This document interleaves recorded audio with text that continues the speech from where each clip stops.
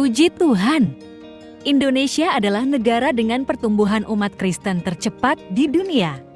Meskipun di data statistik pemerintah menyatakan bahwa jumlah umat non-muslim hanya 20% dan 80% adalah mayoritas beragama Islam, namun faktanya kekristenan di Indonesia mengalami pertumbuhan yang sangat pesat.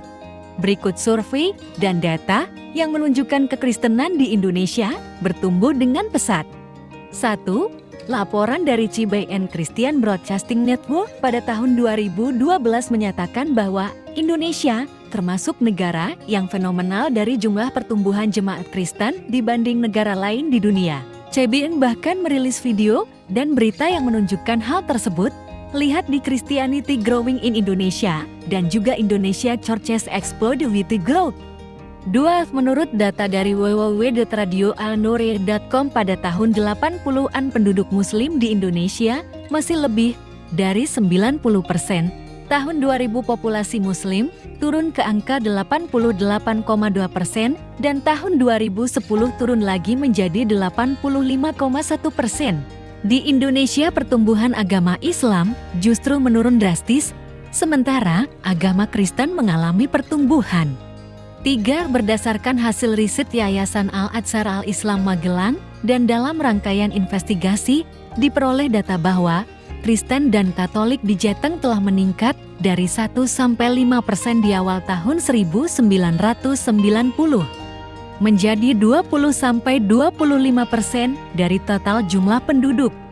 4. Dari laporan riset Departemen Dokumentasi dan Penerangan Majelis Agama Wali Gereja Indonesia, sejak tahun 1980-an, setiap tahunnya laju pertumbuhan umat yaitu Katolik 4,6%, Protestan 4,5%, Hindu 3,3%, Buddha 3,1% dan Islam hanya 2,75%. 5. Dalam buku Gereja dan Reformasi Penerbit Yakoma PGE tahun 1999 oleh Pendeta Yewanggu, dijelaskan jumlah umat Kristiani di Indonesia telah berjumlah lebih 20%.